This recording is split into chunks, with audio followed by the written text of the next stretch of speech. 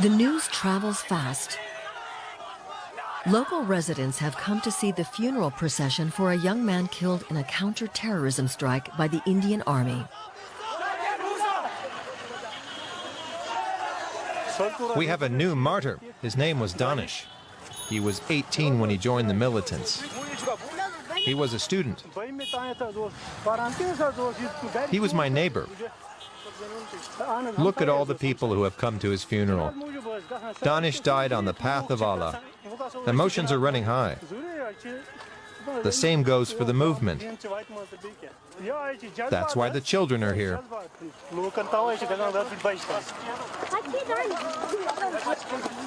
The one receiving their prayers today had spent his last 2 months as a resistance fighter with an armed Islamist separatist group alleged to have close ties to Pakistan.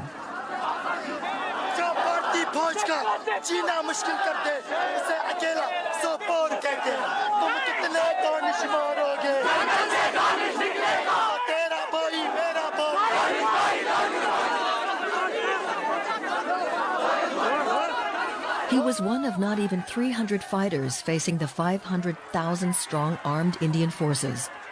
The insurgency in Jammu and Kashmir began in the late 1980s, but the conflict over this territory goes back much further. Kashmir is located in the Himalaya Mountains and is now considered one of the world's most heavily militarized regions. In 1947, the partition of British India into separate countries, India and Pakistan, brought an end to nearly 200 years of colonial rule and left behind the disputed Principality of Kashmir. Both newly independent nations laid claim to the territory and fought out war after war over it. A demarcation line was established, separating the mostly Muslim population.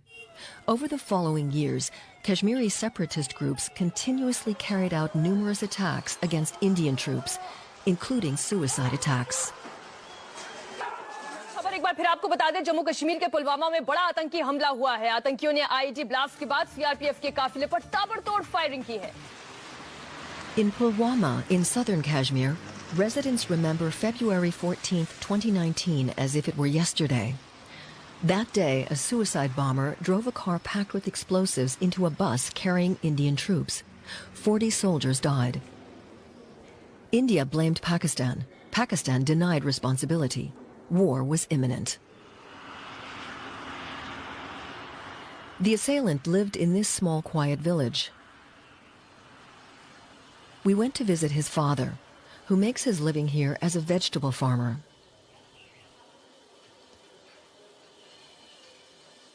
My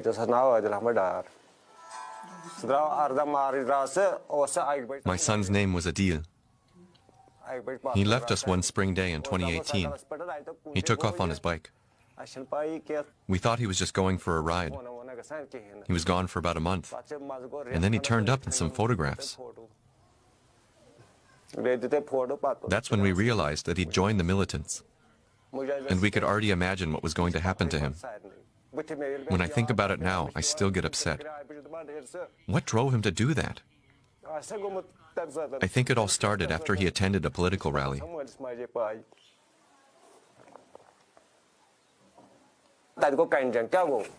The army arrested him and pushed his head into his own spit. That outraged him, and that anger stayed with him. He felt humiliated that they would do that to him in front of so many people. Afterwards, he asked again and again, why would they humiliate us like that?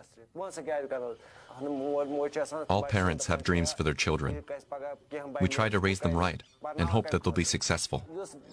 What happened to him breaks my heart, but I think I would have done the same if that had happened to me.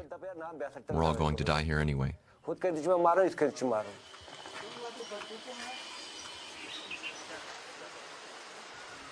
After India elected a Hindu nationalist government in 2014, it cracked down hard on Kashmiri separatists.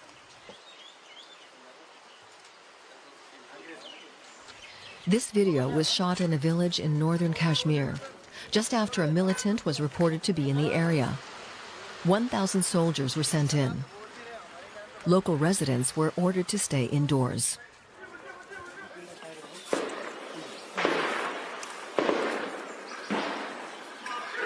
The shooting continued for several hours. Then the troops blew up a house where the alleged activist was believed to be hiding. In retaliation, angry young Kashmiris threw stones at the soldiers, who responded with gunfire and tear gas.